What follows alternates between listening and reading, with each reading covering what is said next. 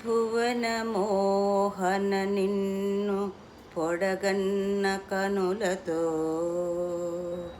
Mode బొమ్మల వంక చూడలేను.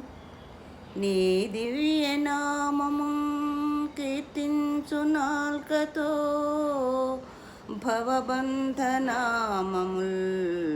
పలుకలేను. కమలలోచన నినుగని నృక్కు చేతులన్ మూఢజీవులగాంచి మ్రొక్కలేను.